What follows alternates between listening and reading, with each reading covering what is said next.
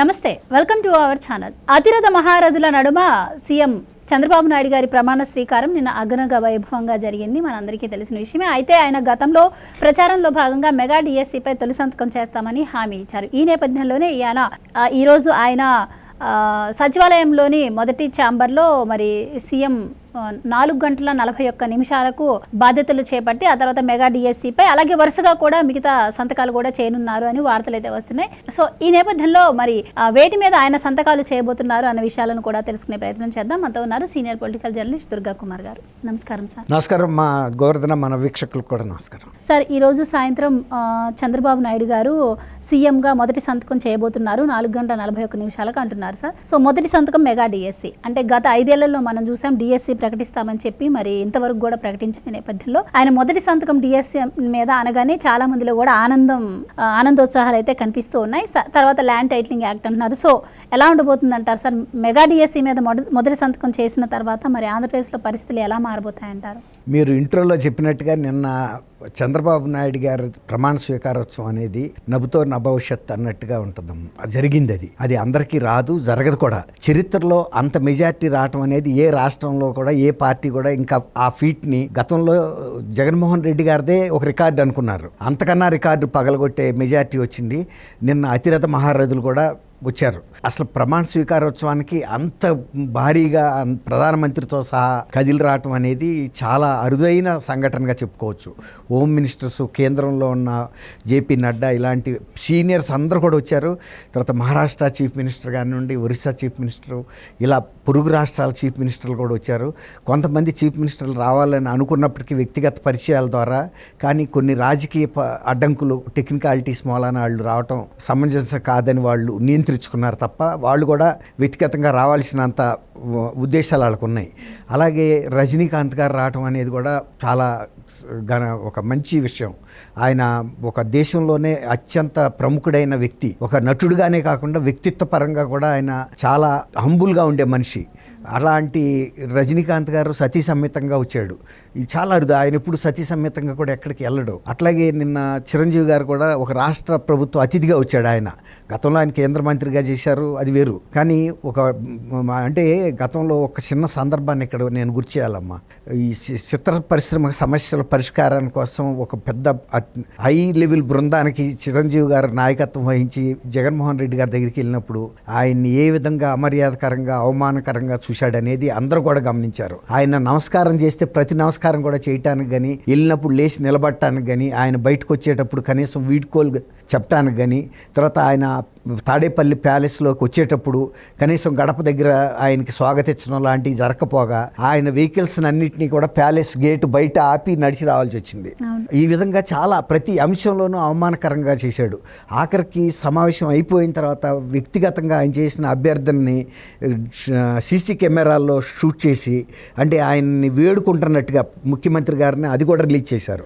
సరే, ఇది అసందర్భమైన ఇక్కడ నిన్న వీటన్నిటిని గుర్తించి మెగాస్టార్ ప్రాముఖ్యతను గుర్తించి ప్రజల్లో ఉన్న ప్రాచుర్యాన్ని రాష్ట్ర అతిథిగా పిలిచారు ఆయన్ని. అది గొప్ప విషయం, ఏదో మామూలుగా కాదు. అట్లాగే నిన్న జరిగిన అది కూడా అసలు ఎంత సిస్టమేటిక్గాను ఎంత ఆర్గనైజ్డ్గా జరిపారు ఆ ఫంక్షన్ని. సరే, అది అట్లా ఉంచండి. చాలామంది ఇంకోటి ఏంటంటే సహజంగా ప్రమాణ స్వీకారోత్సవం జరగగానే అదే వేదిక మీద సంతకాలు చేయటం అనేది గతంలో జరిగినాయి. కానీ నిన్న జరిగిన కార్యక్రమం ఎలాంటిదంటే ప్రతి నిమిషం అక్కడ అమూల్యమైంది. కాబట్టి అట్లాంటి కార్యక్రమాన్ని అక్కడ చేసే కన్నా ఆయన అధికారికంగా చీఫ్ మినిస్టర్గా ఇప్పుడు ఆయన ఛార్జ్ తీసుకోవాలా. చీఫ్ మినిస్టర్గా ఛార్జ్ తీసుకోకుండా సంతకం పెట్టకూడదని చంద్రబాబు నాయుడు గారు ఈరోజు 4:41 నిమిషాలకు ముహూర్తం నిర్ణయించుకుని చీఫ్ మినిస్టర్గా టెక్నికల్గా కూడా ఛార్జ్ తీసుకున్న తర్వాత పెడితే సంతకానికి విలువ. అదే లేకపోతే ఇవాళ రేపు ప్రతి దాంట్లోనూ తప్పులు ఎతికే మనుషులు ఉన్నారు. కాబట్టి అప్పుడే ఛార్జ్ తీసుకోకుండానే ఎలా సంతకం పెట్టాడని కూడా లేపగలరు. అందువల్ల ఆయన ఆ సంతకాలన్నీ కూడా ఛాంబర్లోనే పెట్టదలుచుకున్నాడు. కాబట్టి అది ఫస్ట్ మీరు అన్నట్టు డిఎస్సి ఉపాధి, యువతకి ఉపాధి కల్పించే అంశం కాబట్టి అది ఫస్ట్ ప్రాధాన్యత అంశంగా, క్రమంలో మొదటి ప్రాధాన్యత అంశంగా ఆయన దాని మీద ఇవాళ 4:41కి సచివాలయంలో ఫస్ట్ బ్లాక్లో సీఎం ఛాంబర్లో ఛార్జ్ తీసుకున్న వెంటనే దాని మీద సంతకం చేస్తారు. అలాగే ప్రజల్ని వణికించినటువంటి ఒక నల్ల చట్టం ఉంది, ల్యాండ్ టైటిలింగ్ యాక్ట్. ఎవరి ఆస్తులు, ఇంటి స్థలాలు కానీ ఇతర స్థలాలు కానీ భూములు కానీ ఎనీ ప్రాపర్టీ స్థిరాస్తులకు సంబంధించి ఎవరు నిర్ణయిస్తారంటే ప్రభుత్వం నిర్ణయిస్తుంది, మేము నియమించిన అధికారికే ఆ అధికారం ఉందని ఒక నల్ల చట్టం చేశారు. అదేమంటే కేంద్రం చేయమంది, కేంద్ర ప్లానింగ్ కమిషన్ చేయమందని. ప్లానింగ్ కమిషన్ కానీ నీతి ఆయోగ్ కానీ ఇలాంటి చట్టాలు చేయలే. వాళ్ళు ఇచ్చిన డ్రాఫ్ట్ వేరు, వీళ్ళు చేసిన పరిస్థితి వేరు. 2 సార్లు అలాంటి వీళ్ళు చేసిన డ్రాఫ్ట్ని తిరగొట్టారు. ఈ 3వ డ్రాఫ్ట్ వీళ్ళే తయారు చేసి ల్యాండ్ టైటిలింగ్ అది అధికారాన్ని ప్రభుత్వ నియమిత ఉద్యోగికి ఇచ్చేదాన్ని రద్దు చేస్తూ 2వ ప్రధాన అంశంగా దాని చట్టాన్ని రద్దు చేస్తున్నారు. ప్రజలు ఇవాళ ప్రశాంతంగా బతకొచ్చు. వాళ్ళ ఆస్తులు స్థిరాస్తులు ఎక్కడికి పోవు. వాళ్ళ పూర్వీకుల నుంచి వచ్చిన వాటికి సంబంధించిన పత్రాలు లేకపోయినా కూడా వాళ్ళు పొజిషన్లో ఉన్న ఆస్తులు ఎక్కడికి ఎవరు క్లెయిమ్ చేసినా కూడా ఎవరు ఎలాంటి ఇబ్బంది పడాల్సిన అవసరం లేదు. ధీమాగా బతకొచ్చు. అది చాలా భయపెట్టేసింది సార్. అలాగే ఇప్పటి వరకు కూడా మేము సంక్షేమం ఇచ్చాం అని చెప్పి నేను బటన్ నొక్కుతున్నానని చెప్పి ఆయన ప్రచారం చేసుకున్నారు. మరి ఈరోజు చూస్తే చంద్రబాబు గారు పెన్షన్ ఇంకా పెంచుతూ 4,000 రూపాయలు పెన్షన్ ఇస్తూ దానిపై కూడా సంతకం చేయబోతున్నారు. అది 3వ ప్రాధాన్యత. మీరు అన్నట్టు అది 3వ ప్రాధాన్యత అంశం.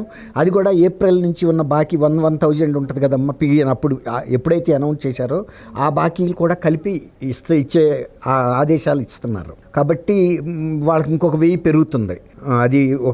అది వాళ్ళు చేస్తున్నారు. అంటే రాగానే మళ్ళీ ఈయన వచ్చిన తర్వాత నేను ఏడాది తర్వాత చేస్తానని అంటలా.